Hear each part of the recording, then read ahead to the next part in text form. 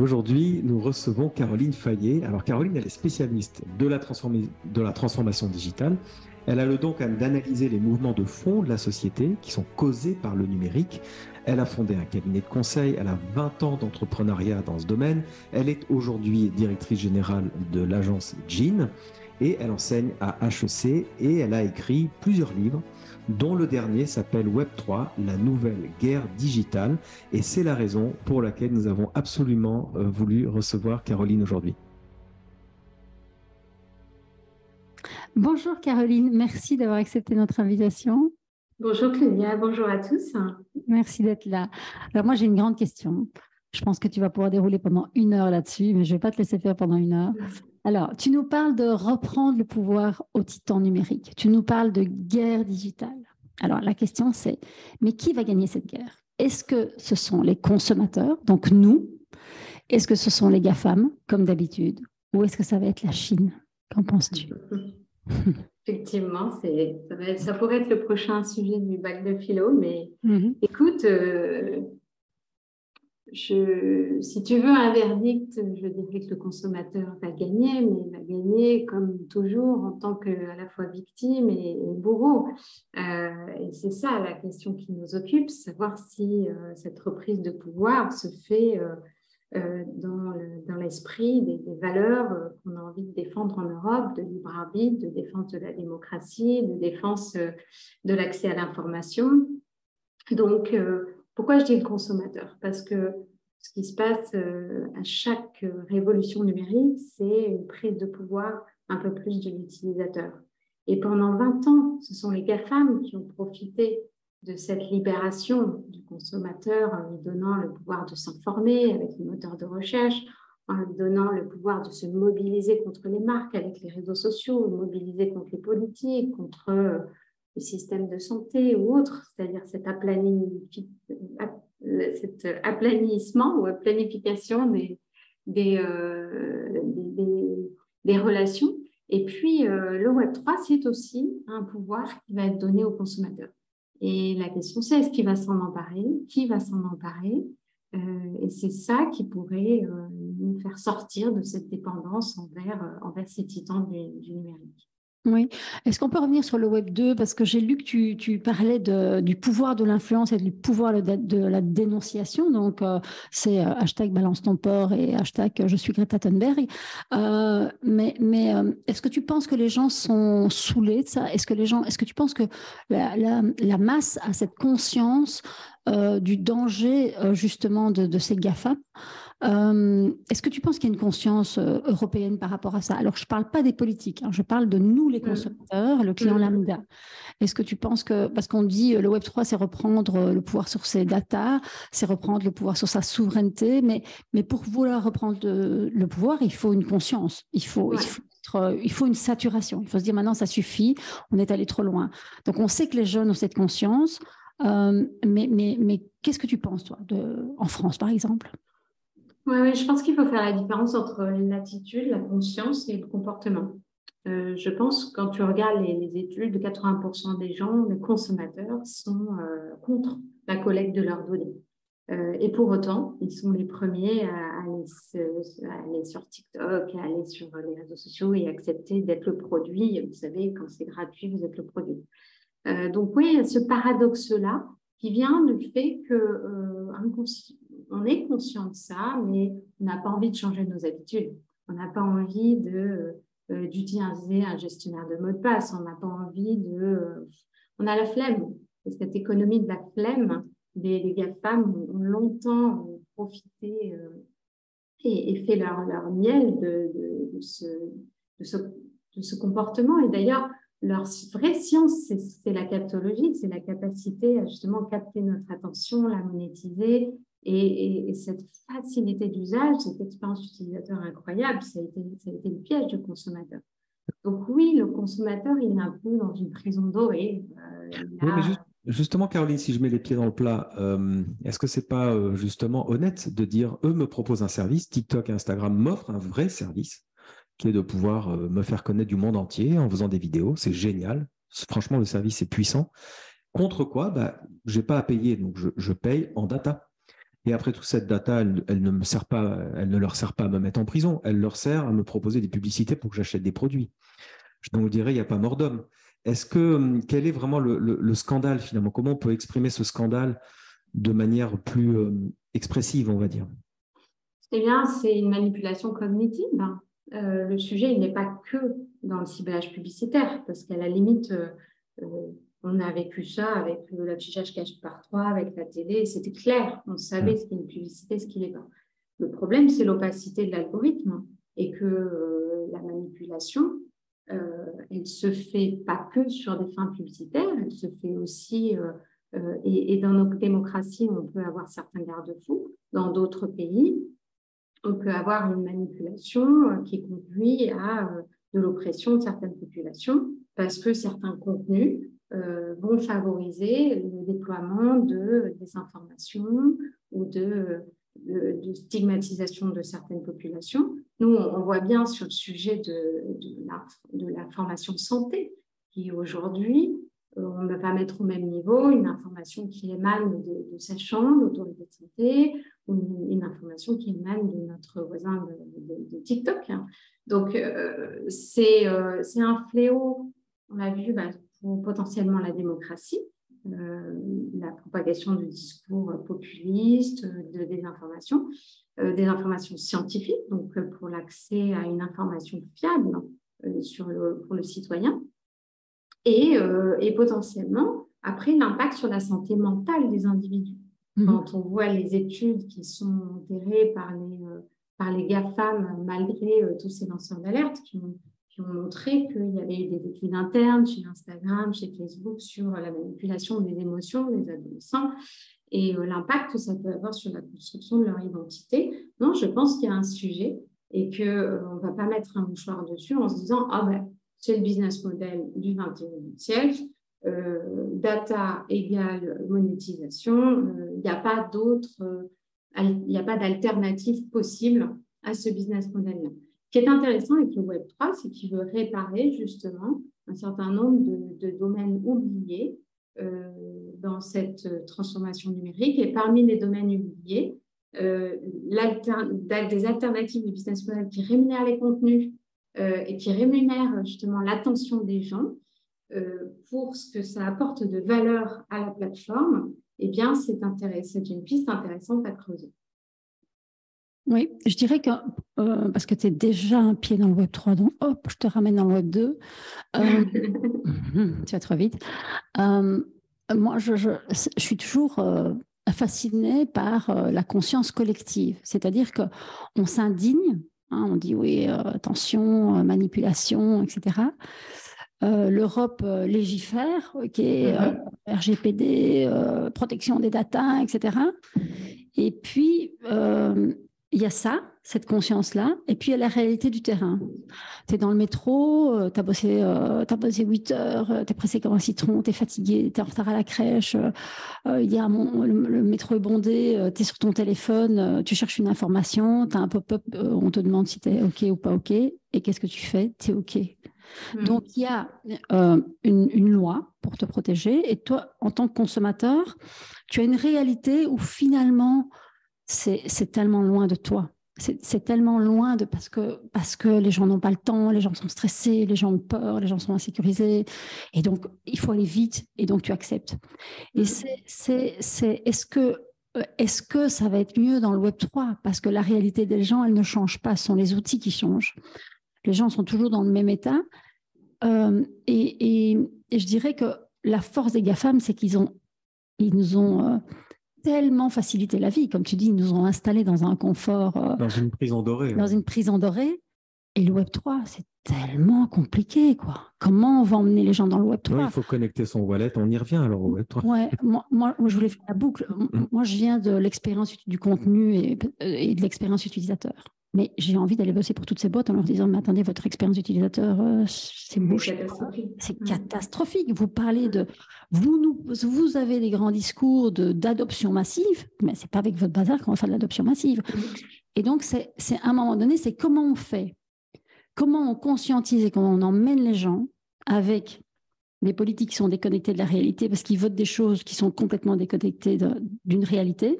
pour moi, RGPD, c'était chouette, c'était une très belle idée philosophique, mais dans la pratique, c'est pas connecté à la réalité. Et puis, on a des entreprises dans le Web3 qui, elles, sont complètement déconnectées du Web 2 et du parcours utilisateur et de justement cette GAFAmisation où on fait tout pour te faciliter la vie.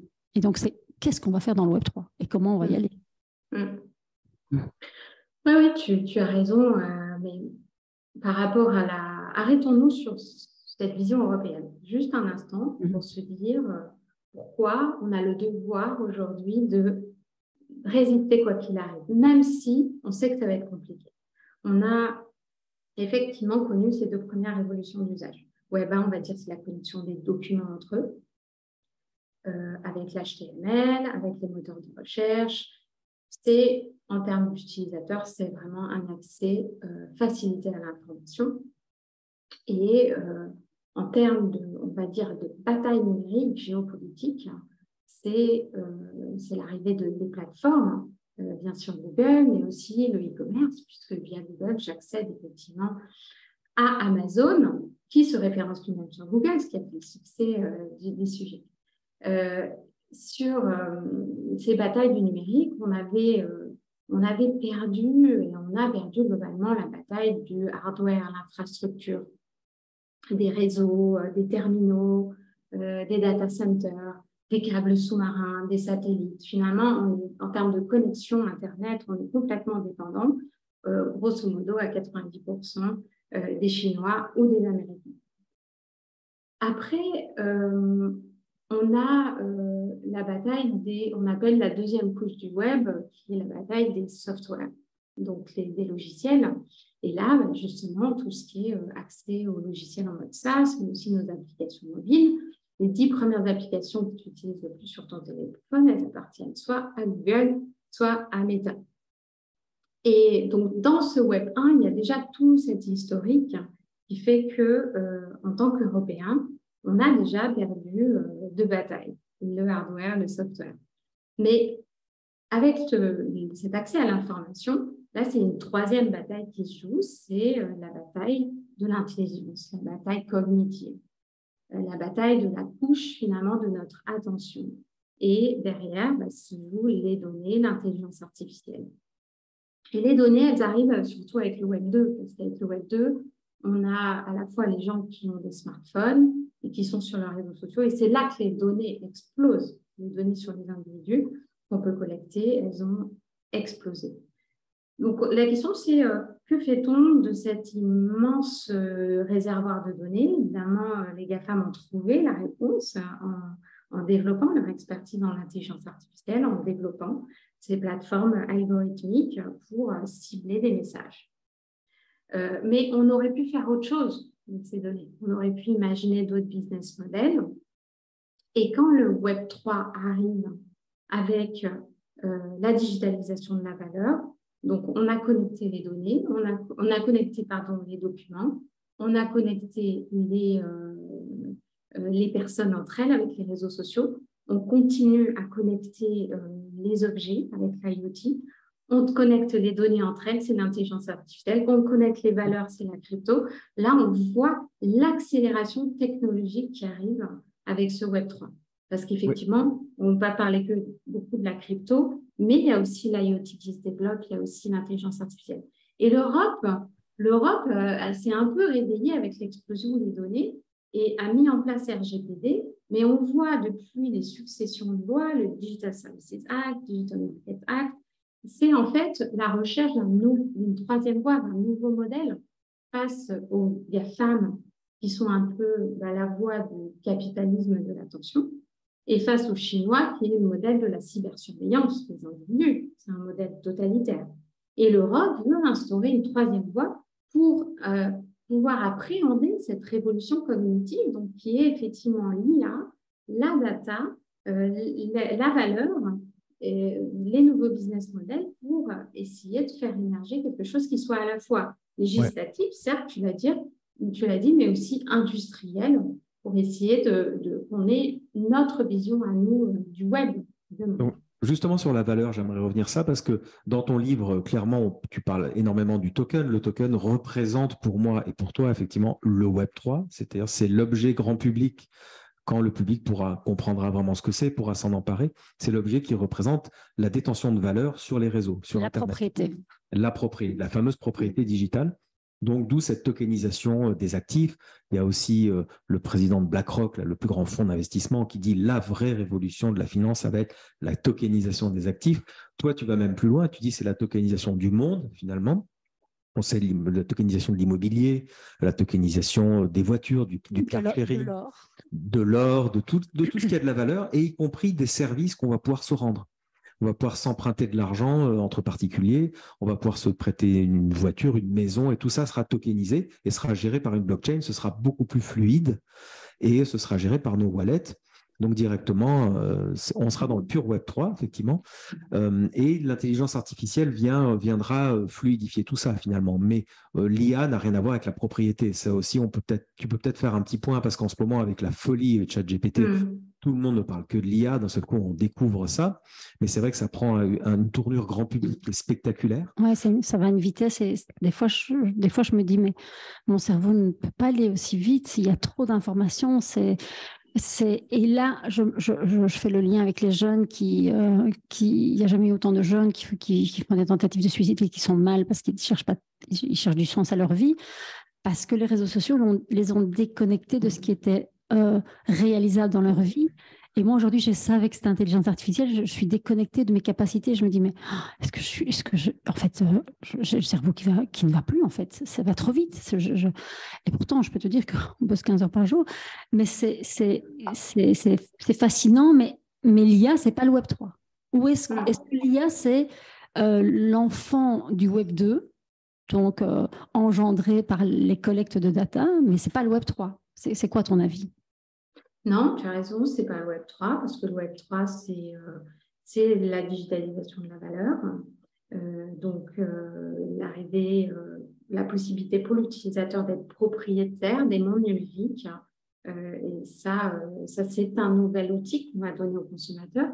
Mais alors que l'IA, c'est une conséquence de ce carburant de data qu'on a pu donner aux ordinateurs, là où finalement, il n'y avait rien technologiquement de nouveau. La seule différence, c'est la capacité de calcul et la quantité de données qu'on fait ingurgiter en machine learning pour aller plus vite dans l'entraînement de l'IA.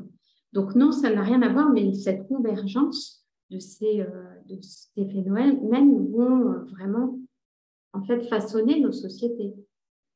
Effectivement, quand tu dis demain une voiture connectée, on aura des voitures connectées, elles vont devoir échanger très rapidement avec un feu rouge, avec un passant. Et en fait, le fait de pouvoir avoir des IoT, des objets connectés qui se parlent entre eux dans un réseau physique connecté, on a besoin de l'intelligence artificielle pour gérer ces interactions.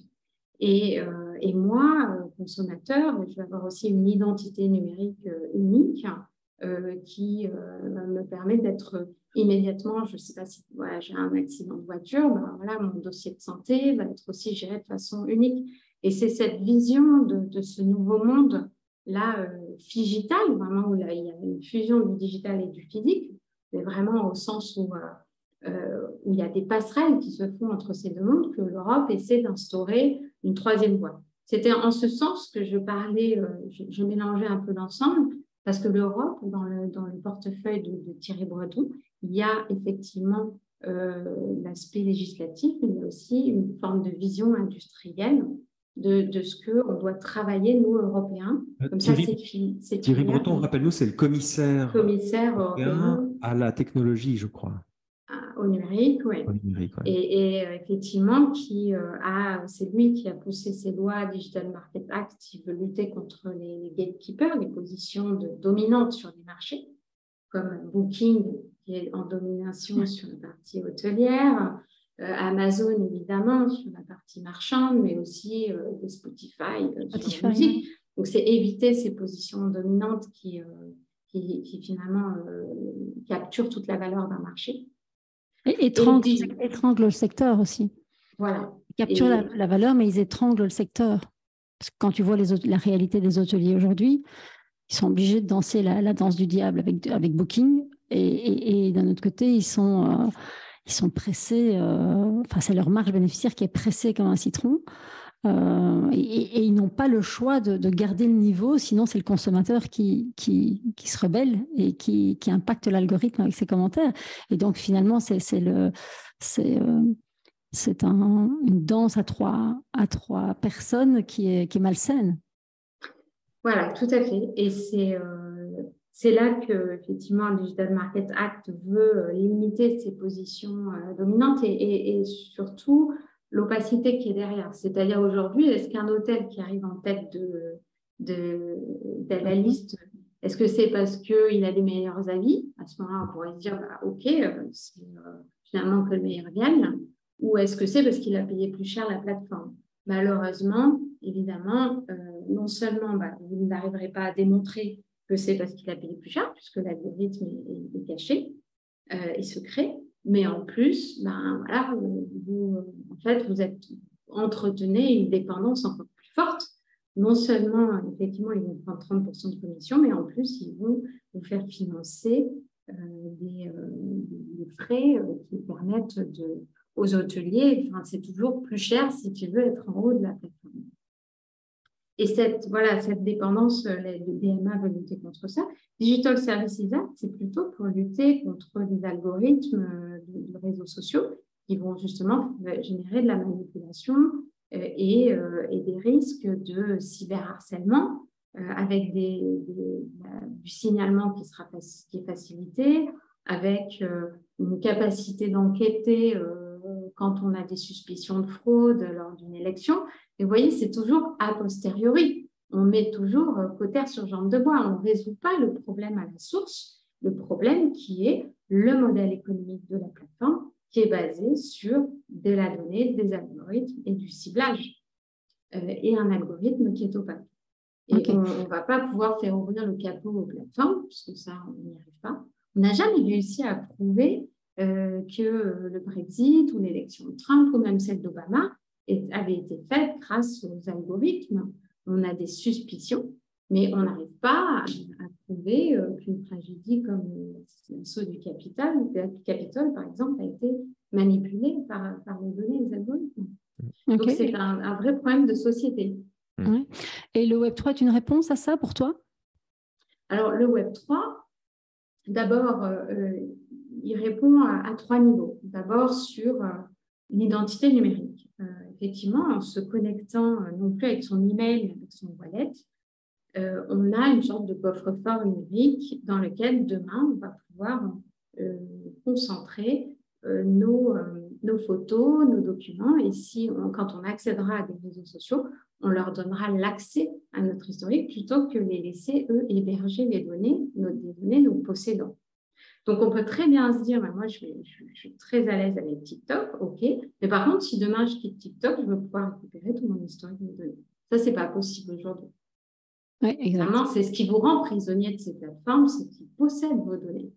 De la même façon qu'on a inventé la portabilité des numéros de téléphone, voilà, on va avoir la portabilité de ces données personnelles. Oui, il faut que les gens imaginent la promesse des réseaux sociaux Web3. J'expérimente en ce moment Lens Protocol, qui est un nouveau réseau social, je pense que tu connais, où on connecte son wallet et tous les followers sont attachés à son wallet. Et quand on quitte le réseau social pour aller sur un autre réseau social, on retrouve la liste intégrale de tous ses followers. Ce qui est assez stupéfiant, comme tu dis, il faudrait imaginer que tous ces followers TikTok, quand on se connecte sur Instagram, on les retrouve intégralement. En tout cas, on retrouve leurs données numériques. Et pas que les followers, parce que nombre de personnes ont vu leur compte Facebook avec des photos entassées depuis 10 ans dans un compte Facebook. Mais c'est ça. Voilà. Oui, on garde ces photos, oui, tu as raison, on retrouve tous ces posts. Ils nous tiennent par nos données, ils ne nous tiennent pas par la performance de leur plateforme, finalement. Ils nous tiennent par notre historique, notre mémoire.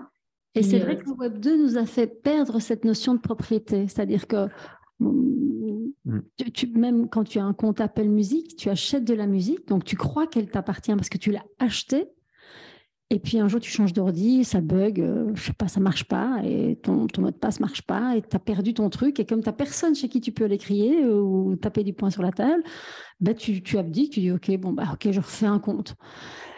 Et en fait, tu dis, mais ouais, en fait, on m'a dépossédé de ma notion même de propriété, alors que la propriété, c'est une valeur fondamentale. Oui, parce on ne télécharge plus la musique. Tiens, il y avait une intervieweuse on t'a vu sur une vidéo où la journaliste te disait, mais alors finalement, c'est un retour à 20 ans en arrière, où à l'époque, moi je me souviens aussi, j'étais là au début d'Internet, on téléchargeait les MP3 et on les avait Ouais. vrais dans son disque dur. Mais il faut que les gens comprennent que la blockchain, c'est autre chose. C'est effectivement avoir un fichier, mais c'est surtout le fichier est imprimé, il est gravé dans le marbre numérique, ce qui n'était pas le cas avant. Évidemment, avant, on ne pouvait pas revendiquer la paternité d'un MP3 puisqu'il était copié-collé à l'infini. Aujourd'hui, on peut le revendiquer s'il est inscrit sur la blockchain, c'est ça? Oui, on peut revendiquer effectivement du coup surtout nos photos, puisqu'on était en train de parler un peu de notre Oui. mémoire numérique.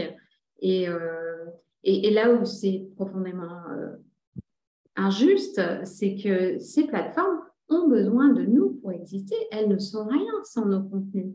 En fait, dans les business models, on a parlé d'économie collaborative à l'époque d'Uber et Airbnb, ce n'était pas du tout collaboratif. Il n'y en a qu'un qui profitait du travail des autres.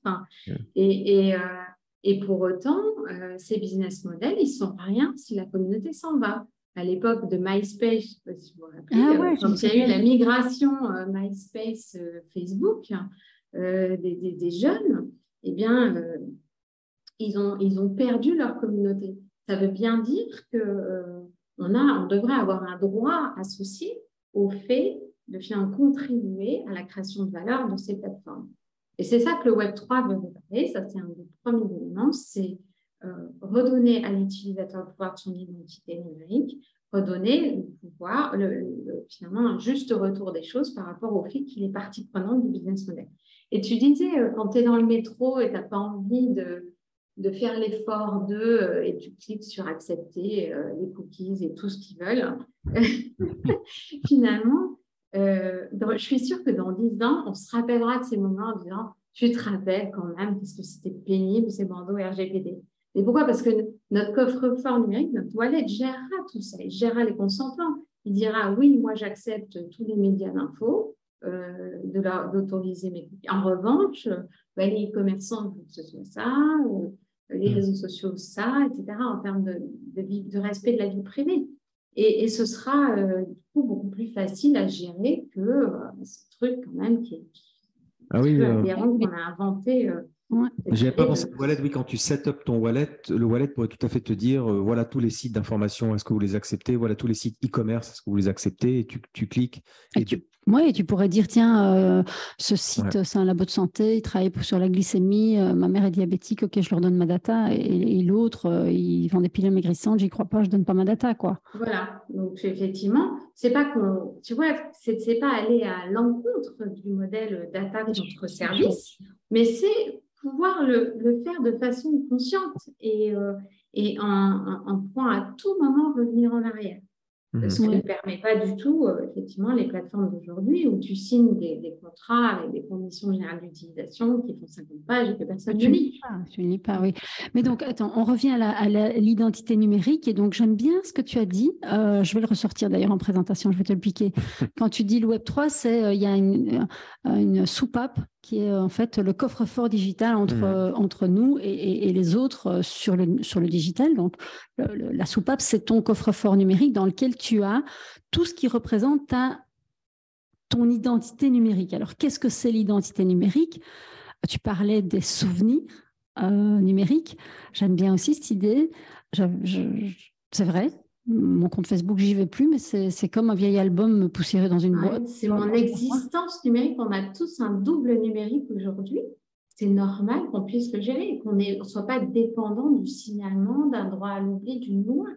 C'est tellement notre quotidien qu'il faut qu'on puisse le gérer comme on gère notre activité dans la vie. Oui, c'est ce que je réponds aux gens qui disent souvent, enfin, tout ça c'est virtuel, les réseaux sociaux c'est virtuel. Et quand je leur dis oui, mais quand tu as un commentaire méchant sur un de tes posts, est-ce que tu l'ignores complètement? Enfin, c'est virtuel pour toi. Est-ce que tu ne ressens rien? Est-ce que tu ne ressens rien? Ben non, les gens, ça les affecte. Et c'est là où ils se disent, ah oui, il y a vraiment du réel en fait dans ces réseaux sociaux. Ouais. Et donc, tu parlais Web3, donc identité numérique. via le wallet. Ouais.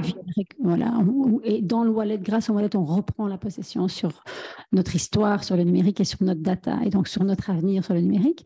Et ensuite, le Web 3. Donc, c'est l'ère de la propriété, c'est l'Internet de la propriété, c'est ça? Oui, et c'est effectivement via la tokenisation pouvoir rétribuer le travail que finalement nous faisons tous en coopérant aujourd'hui sur des plateformes. Et c'est pas revenir en arrière, c'est hybrider ça avec ce qu'apporte le Web3, se dire, OK, aujourd'hui, sur une plateforme comme Amazon, un marchand, il a un cahier des charges pour faire ses fiches produits hyper exigeant. Il va bosser pour Amazon pour faire en sorte que justement il y ait la qualité de ce contenu. Quand un utilisateur il va mettre des avis sur les produits d'Amazon, il bosse pour Amazon. Il contribue à faire d'Amazon un guide d'achat où tu vas voir les avis sur n'importe quel produit. C'est un service que l'on rend à Amazon gratos. Donc, quand tu es annonceur et que tu vas payer Amazon pour apparaître, finalement, maintenant, ils font un métier de régie média aussi, Amazon. Ils te proposent des services de publicité. Mais tous ces acteurs-là, ils contribuent à la création de valeur de la plateforme. Avec la tokenisation, l'idée, c'est qu'on ait des tokens pour chacun de ces acteurs. Chaque fois que Amazon gagne 100 €, qu'il y ait peut-être 3 € qui soient reversés à l'ensemble de l'écosystème des acteurs qui contribuent à la création de valeur. Et ça, c'est ce qu'on appelle le tokenomics, qui va être… Le token, pardon? Tokenomics, comme économie des tokens. Ah, les tokenomics, oui, d'accord. Voilà. Qui va être… et là où Web3 apporte beaucoup plus de transparence, c'est qu'un modèle Web3, dans son livre blanc de présentation, il va annoncer la couleur sur, voilà, vous allez contribuer au succès de notre modèle et voilà comment on va vous récompenser. Et là, je trouve que c'est vraiment un champ à explorer pour les entrepreneurs, pour les marketeurs, parce que ça ouvre complètement une nouvelle ère où on va pouvoir faire beaucoup plus que du co-design, c'est du co-entrepreneuriat avec les parties prenantes d'une entreprise. C'est de la co-construction, quoi. Oui, mais où finalement tout le monde a intérêt au succès, un peu comme de l'actionnariat, mais évidemment bien plus simplifié, sans la lourdeur évidemment des règles juridiques associées au fait de posséder des actions d'une entreprise. Ouais, là, vous allez… Ouais. Donc toi, tu dis qu'il y a une fenêtre de tir pour les créateurs d'entreprises, de se positionner sur ça parce que c'est une demande du consommateur qui est saturée par les taux de plus en plus serrés des GAFAM? Moi, je ne pense pas que le consommateur ira par une saturation ou lassitude des GAFAM. Tu étais très lucide tout à l'heure quand tu disais, mais finalement, ce qu'ils diront… Moi, je pense qu'ils diront par appât du gain, en fait. Et c'est peut-être la seule… Et c'est en ça que c'est un petit peu cynique. Mais aujourd'hui, tu mets des avis gratuitement pour Amazon. Si demain, il y a une autre plateforme qui te rémunère pour les avis que tu mets, toi, consommateur, et moi je vois quand je parle du Web3 à un chauffeur de taxi, premier truc qu'il me demande, c'est où sont les projets Web3 où je peux aller gagner de l'argent. Les gens, Internet, ça a toujours été perçu comme l'Eldorado des bons plans. Et parle-en à tes jeunes ados qui vont vendre des sneakers sur le bon coin pour gagner 3 sous ou beaucoup d'argent. Les miens, en tout cas, c'est pas encore ça. Les jeunes, ils cherchent à faire ce petit business-là. Donc, à partir du moment où les gens comprennent ça, eh bien, on va avoir le MySpace Facebook il y a 20 ans. Ils vont se dire, attends, TripAdvisor, je vais arrêter de donner des avis gratuits sur les restos alors que celui-là me permet d'avoir 10% de réduction dans les restaurants. Ouais. Et en fait, ce que tu viens de dire là, c'est oui, il n'a pas du gain, mais c'est pas tellement, c'est cynique, oui. Ça peut l'être, mais quand tu sais comment se passe la vraie vie de la plupart des gens, c'est que les gens sont étranglés financièrement parce que les salaires n'ont pas forcément augmenté, que les entrepreneurs ils cumulent plusieurs boulots, que les jeunes ont du mal à se projeter, qu'ils savent qu'ils vont avoir 3 boulots sur 3 créneaux horaires dans 3 langues et qu'ils n'ont pas le choix. que l'inflation explose, que les coûts de la vie explosent, que tout, et que ça devient de plus en plus difficile pour tout le monde. Et donc, c'est ouais, l'appât du gain, mais c'est surtout tenir la tête hors de l'eau qui te dit, mais oui, moi, chaque minute de mon temps est comptée, et même mettre des commentaires sur un produit que j'ai acheté, c'est quelques minutes de mon temps, et donc il n'y a pas de raison que je perde ce temps-là. Et il n'y a pas de raison qu'on ne le rémunère pas. Ouais. J'ai eu cette discussion avec, je ne citerai pas l'entreprise, mais qui a eu cette réaction de me dire, mais c'est horrible si le monde devient mercantile à ce point-là. Je dis, mais vous faites quoi, vous? Alors, c'était un acteur bancaire en plus. Hein. Et je dis, mais attendez, mais vous faites quoi, vous? De tout ce que vous faites, vous le vendez? Mais pourquoi le consommateur, lui, le job qu'il fait pour les entreprises, ça devrait être gratuit? Je dis, mais c'est juste, là, il n'y avait pas de jugement péjoratif de ma part quand je dis pas du gain, parce que certes, l'expression peut être effectivement perçue comme cynique, mais en fait, non, c'est une juste rétribution du travail des communautés. Et pour beaucoup, ça va aussi dans le sens de la vision du monde du travail des jeunes aujourd'hui. Mais je ne me vois pas en poste avec un salaire toute ma vie dans la même grande entreprise. Il y a cette vision fragmentée du job où je vais faire 2-3 jobs. Certes, tu as raison parce que j'ai du mal à joindre les deux bouts, mais aussi parce que j'ai envie de faire des choses qui m'amusent. J'ai envie de gagner de l'argent avec des choses qui finalement me donnent du sens. Et si je me projette dans un projet Web3 qui souvent a cette dimension aussi aspirationnelle, changer le monde. Souvent, tu peux avoir ce slogan « Fix the money, fix the world ». Ils ont l'impression de participer à des projets qui réparent le monde aujourd'hui aussi, qu'ils observent. Ouais, mais j'aimerais appuyer là où ça fait mal, Caroline, et j'aimerais avoir ton avis, parce que nous, on est dans le Web3 comme toi, on connaît bien, et la remarque perpétuelle, effectivement, qu'on a, c'est « Ah oui, mais ce monde est spéculatif ».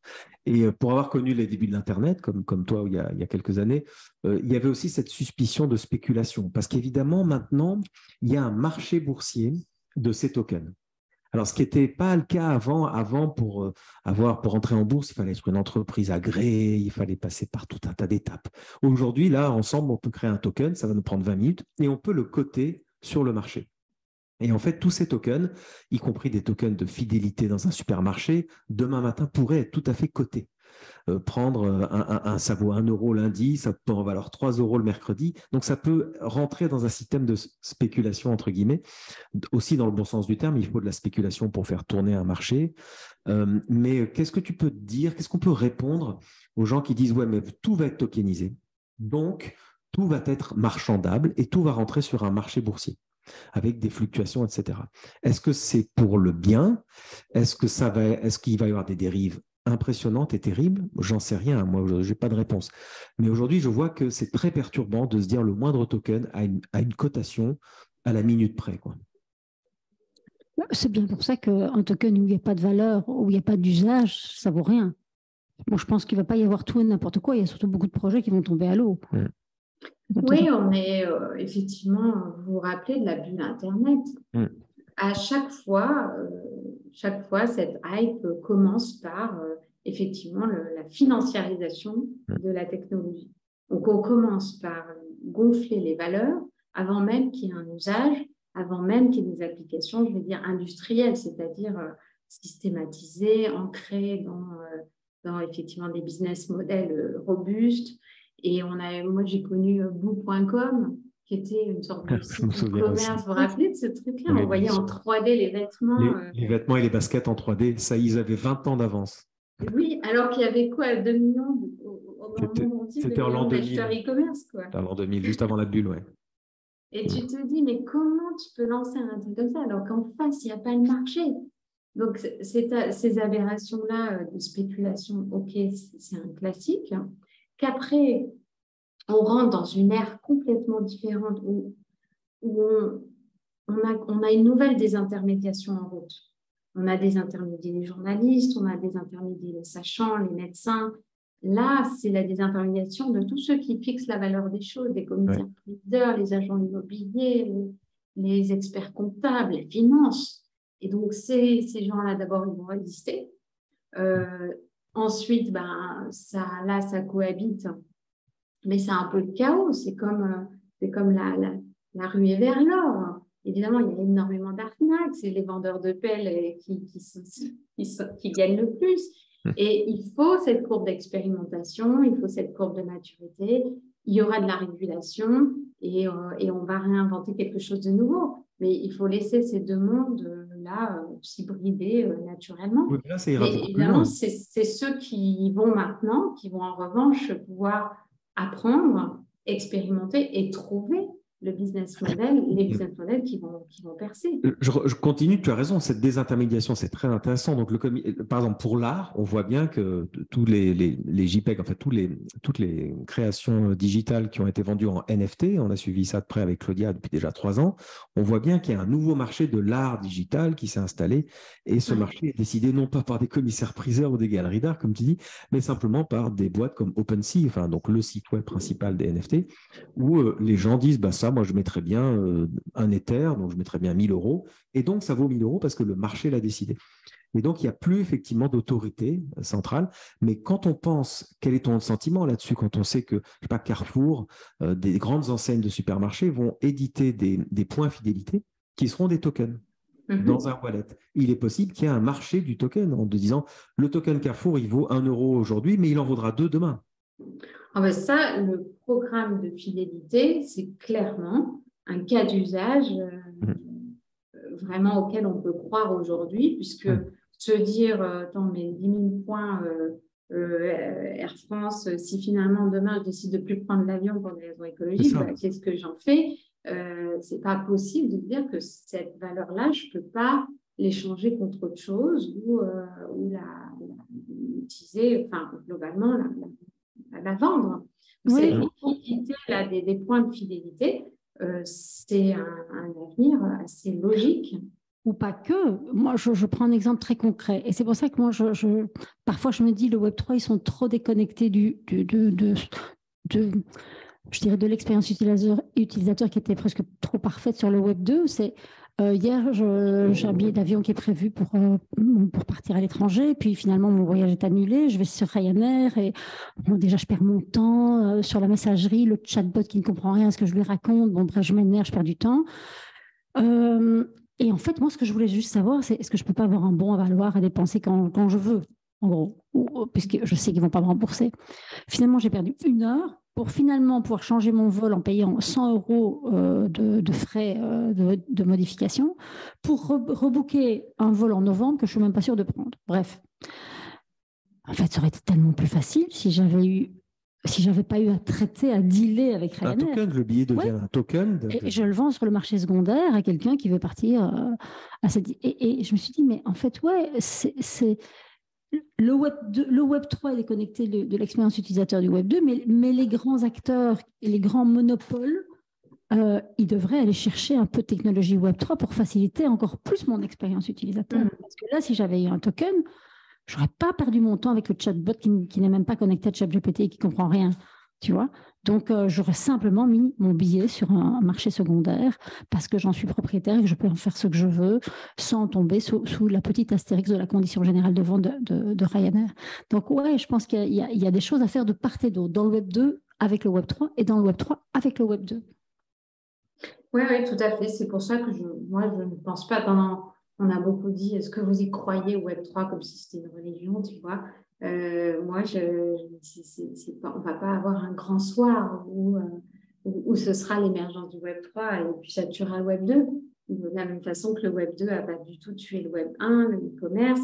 Je me rappelle, il y a 10 ans, l'émergence du Web2, on disait, je me rappelle certains médias qui titraient la fin des réseaux sociaux, la fin des sites web. Et est-ce que c'est encore, j'ai des clients qui me demandaient est-ce que c'est encore nécessaire de faire des sites web parce qu'on allait faire qu'une seule plateforme, qu'un seul site Facebook, tu vois. Exact, c'est vrai. Une seule présence sur Facebook. Donc non, les usages se cumulent, ils ne se substituent pas. C'est notre temps qui va être réduit et réparti différemment, mais les usages se cumulent toujours. C'est là que il faut être un petit peu stratège pour voir ce que l'on commence à faire migrer dans le Web3, ce que l'on arrête du Web2. Et là, on reboucle sur notre sujet du départ, de dire, tiens, c'est pas mal parce que peut-être que je vais pouvoir reconquérir un petit peu de leadership numérique, moi, en tant qu'entreprise française, européenne. Si j'arrête d'être locataire de Facebook aujourd'hui, ça me coûte plus que ça me rapporte potentiellement parce que j'y passe mon community manager, mon budget publicitaire et j'ai de plus en plus de mal de démontrer le ROI du truc. Eh bien, peut-être que tiens, je vais commencer à créer peut-être un jumeau numérique sur mes produits qui va être un nouveau canal dans lequel à travers lequel je vais échanger avec mes clients. Parce qu'aujourd'hui, attends, tu veux parler à Coca-Cola, qu'est-ce que tu fais? Tu vas sur Google, tu cherches sur le site pour envoyer un email à Coca, ou tu vas sur les réseaux sociaux pour trouver le community manager de Coca pour lui parler. Mais avec le Web3, tu auras un QR code sur Coca et tu vas pouvoir accéder à la communauté Coca et parler directement à la marque. Donc, tu vois, tout à l'heure, je reviens aussi sur le digital. Moi, ce que je trouve intéressant pour les Européens, c'est créer ces nouveaux usages dans une vie ancrée physiquement. Ça, c'est beaucoup plus dur à faire depuis la Chine ou la Silicon Valley parce que je vais travailler mes communautés clients localement avec des jumeaux numériques de mes produits physiques sur lesquels je vais créer des couches virtuelles. Moi, je crois aussi beaucoup à cet usage du Web3. Ah, tu peux développer? Oui. Avec un exemple concret, par exemple? Tu vois, tu achètes, t'achètes de la laine de verre pour isoler ta maison. Aujourd'hui, tu vas sur YouTube pour essayer de trouver des tutos pour savoir comment la poser. Et puis, tu as peut-être envie de poser des questions à d'autres bricoleurs qui l'ont fait 100 fois et toi, tu connais rien. S'il y avait un NFT associé à mon rouleau de laine de verre et qu'il y avait finalement tout l'univers virtuel de l'entreprise derrière avec des vidéos de pause, mais aussi toute la communauté des poseurs, je peux interagir en direct avec la marque. Donc, tu vois, là, j'ai plus besoin de YouTube pour mettre des vidéos de pause. J'ai plus besoin de Facebook pour mettre un canal d'interaction. Je suis dans l'espace de mon produit. Tu vas me dire, mais qu'est-ce qui empêche aujourd'hui de le faire avec un QR code? C'est vrai. Sauf que là, tu as aussi, pour la marque, elle possède la capacité d'identifier l'utilisateur de façon unique. Et donc, elle a quand même un intérêt à développer ce genre d'approche parce qu'elle va avoir un holder de NFT qui va être sa nouvelle communauté d'utilisateurs, tu vois. Donc, c'est du gagnant-gagnant pour les marques. Cet intérêt d'investir dans ces approches Web3, c'est aussi de se dire, je vais gérer mes communautés différemment. Ouais. J'ai une question, moi, on va y aller comment dans le Web3? Parce que les gens ne suivent pas. On va y aller comment dans le Web3? Parce que les gens ne suivent pas tellement, là. C'est surtout les jeunes. En termes d'adoption, massive, effectivement, on voit bien qu'il y a des freins et on sait bien que le frein va être libéré par le téléphone. En fait, ça va être Apple et Android qui vont proposer un wallet intégré. Bon, on pense tous que c'est comme ça. Oui, mais donc ils récupèrent le wallet. Et donc, ça va se recentraliser comme d'habitude, c'est ça. Est-ce qu'il y a vraiment une chance d'aller vers un monde où on pourra choisir de centraliser ou de décentraliser nos usages? Sur l'identité numérique, moi, je pense qu'on aura le choix entre des acteurs publics et des acteurs privés. Et tu vois, je pense qu'à un moment donné, les gouvernements vont proposer une solution d'identité souveraine. Avec la Poste, par exemple, tu vois, qui te permet de gérer ton wallet différemment. Et en tout cas, je trouve dans le meilleur des mondes, on aura le choix de le faire avec Apple ou de le faire avec des solutions souveraines. Et là, du coup, en tant que citoyen, je pense que si on l'impose, ça sera comme au moment du pass Covid, ça sera perçu comme du flicage. Et l'idée, c'est que de choisir par qui j'ai envie d'être contrôlée, tu vois. Oui, tout à fait. Amusant que tu dises que dans le meilleur des mondes, clin d'œil à Aldous Huxley, j'imagine, qui est un livre dystopique. Oui, mais je voulais te parler d'un projet en Belgique. Ils ont un super projet, c'est la ville de Bruxelles, qui travaille sur un wallet d'État où tu auras tous tes papiers liés à toi. Voilà. Si ce n'est qu'on a rencontré le ministre du numérique en Belgique et on lui a posé la question, on lui a dit mais c'est génial un wallet sur la blockchain, et il a dit mais non, il n'y a pas de blockchain, c'est juste un wallet. Sur une base de données. Et là, on est tombé par terre. On s'est dit, mais waouh! Eh oui, parce que là, la différence, ça va être la transparence. Et c'est le troisième. On a parlé de l'identité numérique, on a parlé du partage de la valeur et on n'a pas parlé de la transparence. Et ça, c'est quand même aussi le troisième pilier dans l'idéologie Web3, on va dire, la vision Web3. C'est que via la décentralisation, c'est évidemment cette transparence totale sur la blockchain, transparence des modèles de gouvernance aussi avec les DAO. Donc, c'est Decentralized Autonomous Organization, où en fait, via tes tokens, tu as aussi un droit de vote dans le produit, le service que tu utilises en fonction du poids, comme dans une copropriété, du poids que tu possèdes. Et ça, cette transparence de la blockchain et cette transparence de la gouvernance, ça répond un peu à l'opacité des algorithmes. Et ça répond à l'opacité de ces approches centralisées. Ah oui, tu dis que ce n'est pas grave, même si Apple te propose un wallet intégré à ton téléphone, tant qu'il est sur une blockchain publique, comme Ethereum par exemple, ça permettra avec un tout petit savoir en plus de voir ce que fait ton wallet, en fait, de savoir que ton wallet, il est identifié sur Ethereum, sur la blockchain, et que ce n'est pas Apple qui décide ou ce n'est pas Apple qui a autorité sur ce wallet. L'idée, ce n'est pas Apple qui décide, c'est est-ce que Apple, s'il crée un wallet sur mon iPhone, est-ce qu'il aura accès aux données qui sont dans mon wallet? Qu'est-ce que tu en penses à toi, Caroline? Qu'il faudrait que je puisse décider, encore une fois, donner mes consentements sur ce que j'accepte de partager avec un acteur.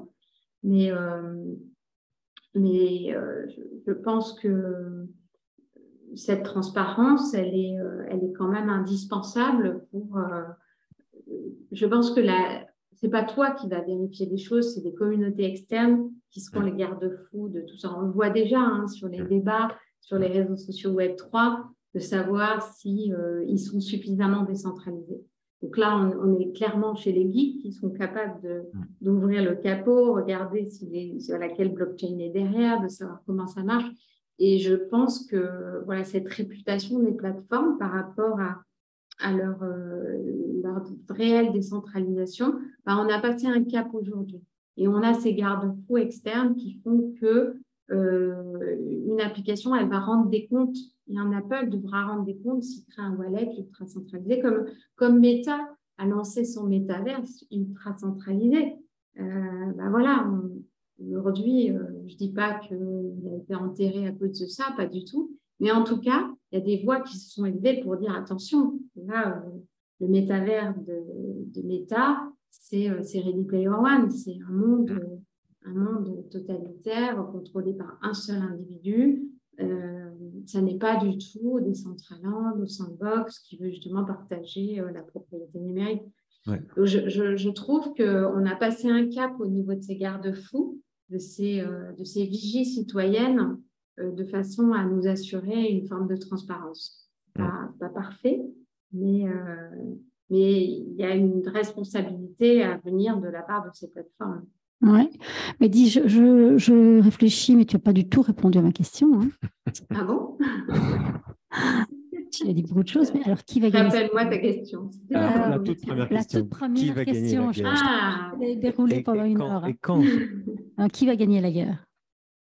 Alors moi, si je t'ai répondu les consommateurs, c'est que je pense que sur cette histoire du leadership numérique, on ne peut pas compter sur les politiques ni sur les entreprises pour finalement nous sortir de cette dépendance envers les plateformes. Les politiques parce qu'ils sont dans l'intention, dans la loi, comme tu l'as dit. Les entreprises parce que la transformation numérique montre qu'elles ont toujours choisi la facilité, toujours choisi d'être locataires finalement de solutions américaines, mondialement installées, plutôt que développer, investir dans des assets numériques qui sont plus risqués, qui sont plus long terme, parce que voilà, ça impose une vision long terme. Ça impose d'avoir déjà une vision et de travailler long terme. Oui, puis ça impose aussi que l'Europe laisse la place au développement de ces industries en Europe, avec une compréhension des enjeux d'avenir. Est-ce qu'il y a cette compréhension en Europe? Quand on voit par exemple la crypto qui est légiférée très sévèrement en Europe et aux États-Unis, ils ne savent pas trop comment se positionner, ils laissent traîner les choses, mais en attendant, les industries continuent à se déployer. En Europe, tout le monde est à l'arrêt. Tout le monde, voilà, que ça soit... oui, tout le monde est à l'arrêt. Et donc, tout le monde a peur de cette régulation. Donc, est-ce que l'Europe a cette conscience qu'il faut développer des industries en Europe pour retrouver de la souveraineté et de la toute-puissance? Moi, j'ai l'impression que oui. Maintenant, ils sont dans des injonctions contradictoires typiques de la politique sur la régulation, sur des pressions autour de la perte de pouvoir que représente aussi la monnaie souveraine. Ouais. Donc, il y a d'un côté un discours quand ils sont face à la French Tech de dire, voilà, on veut être l'écosystème Web3 mondial. Et puis de l'autre, quand on est face à des financiers, de dire ce sera l'euro numérique qui sera finalement demain la digitalisation de la finance. Donc oui, il y a des injonctions contradictoires, mais je trouve que voilà, l'Europe, finalement, avec Gaia X, tu sais, dans le projet de Thierry Breton, de travailler des écosystèmes comme ça par filière, qui mélangent la blockchain, qui mélangent un cloud souverain ou en tout cas beaucoup plus regardant des données, qui veut amener des nouveaux services, des nouveaux usages. Je trouve qu'il y a une vraie vision pour la première fois qu'on n'a pas eu ces 10 dernières années. Maintenant, on pourrait dire, voilà, les entreprises, vous n'avez plus qu'à y aller, sauf que les entreprises n'iront que si le consommateur il sent qu'il y a un changement de comportement. Donc, de la poule et de l'œuf, voilà, il faut qu'on ait quelques startups qui percent, comme Sora, on en a quelques-unes, voilà, Socios.com qui ont montré, le PMU récemment, qui montrent qu'il y a des usages qui apparaissent. Comme il y a 15 ans avec les réseaux sociaux, ce sont le milieu des jeux vidéo, du sport business, qui sont précurseurs, mais c'était le cas aussi sur les réseaux sociaux. Moi, je suis assez confiante sur le fait qu'on va trouver. C'est juste que voilà, c'est lent parce qu'on change de comportement, qu'on n'a pas encore tout craqué au niveau de l'expérience utilisateur, ça c'est clair, et qu'on n'a pas encore les usages grand public qui apparaissent de façon limpide. Et alors justement, ton pronostic sur le fait qu'on ait tous un token dans la poche, toute la population européenne, un token dans le téléphone, ce sera pour dans 5 ans. Dans 6 mois ou dans 20 ans? Dans 5 ans. Ton pronostic, toi, Caroline? Eh ben, en fait, moi, je pense qu'on ne va même pas se rendre compte qu'on a un token, tu vois, comme quand tu joues sur Socios, sur Sora, les gens, ils n'ont pas l'impression d'être sur le Web3. Donc, c'est là le génie de ces entreprises, si elles arrivent à faire oublier le Web3. Tu vois, quand on a lu les réseaux sociaux, on ne s'est pas dit qu'on changeait d'expérience utilisateur, qu'on passait du Web 1 au Web 2, c'était fluide. Donc, à partir du moment où on commence à y avoir ce type d'usage, ça peut être moins de 5 ans.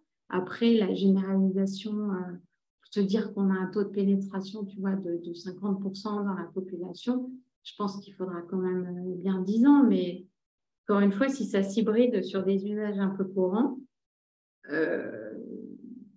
moins de 5 ans. Je suis d'accord avec Claudia. D'accord. Eh bien, écoute, on arrive à la fin de ce podcast. C'était passionnant. Ouais. On a fait un beau tour d'horizon. On va évidemment mettre tous les liens pour te retrouver et surtout pour acheter tes bouquins dans la description du podcast. Dont le dernier, on rappelle, qui s'appelle Web3, la nouvelle guerre digitale. Voilà. Avec grand plaisir. Et on se retrouve sur les réseaux et envoyez-nous toutes vos idées de bons usages du Web3 parce qu'on a besoin de cas pour montrer que ça marche. Ouais. Oui, c'est bien que tu dis ça. On peut dire que tu es très accessible sur LinkedIn, d'autres réseaux sociaux, mais en tout cas, tu réponds, tu t'intéresses au feedback des lecteurs.